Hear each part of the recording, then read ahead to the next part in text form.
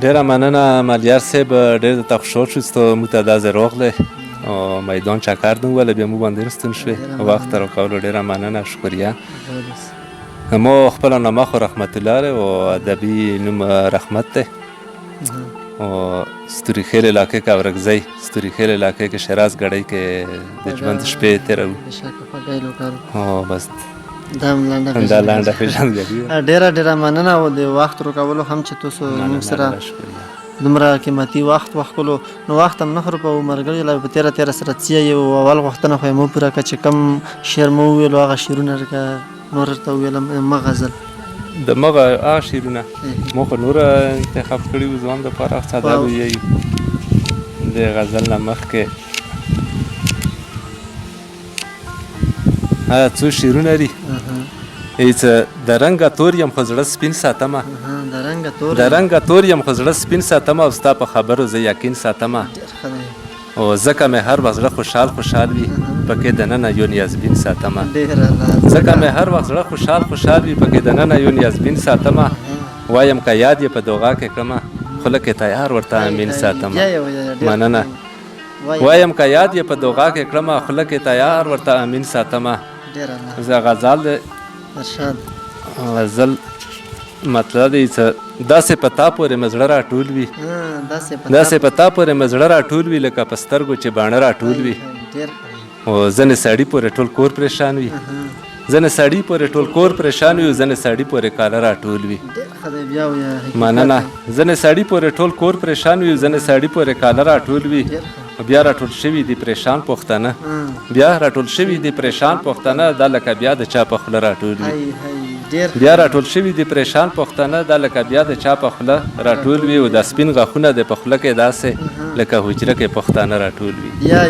مننه. د سپین غاښونه د په خوله کې داسې لکه حجره کې پښتانه راټول وي او ودې لیدو کنه کمال د مینې، ودې لیدو کنه کمال د مینې رحمت نه ځکه لوی واړه راټول وي. ډېر ښه دی رحمت صاحب، دا خو ورسره کور نه کېږي بل هم ورته ویایو، دا خو چې ټوله کاپي ورته ویایي.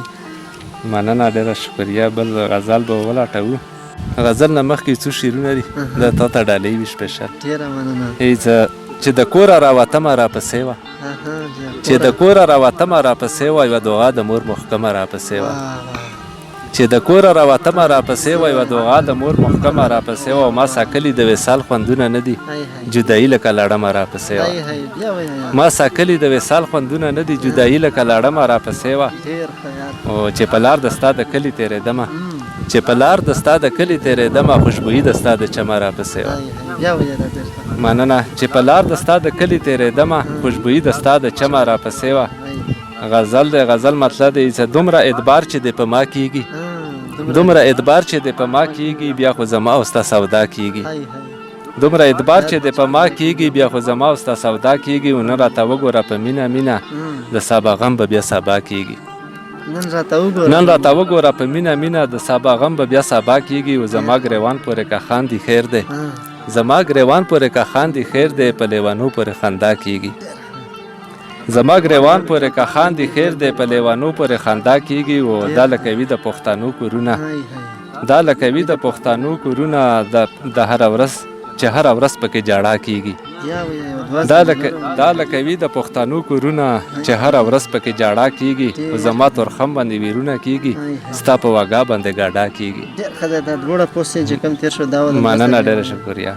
دا لکه وي د پښتنو کورونه چې هره ورځ پکې جاړه کېږي زما تورخم باندې ویرونه کېږي ستا په واګا باندې ګاډا کېږي او نه ځمه ځکه د جانان کلي ته، نه ځمه ځکه د جانان کلي ته هلته په ما بیا څه بالا کېږي، نه ځمه ځکه د جانان کلي ته هلته په ما بیا څه بالا کېږي او ما خفه کېږه ته زما په ګیلو، ما خفه کېږه ته زما په ګیلو رحمت خپلو نه ګیله کېږي.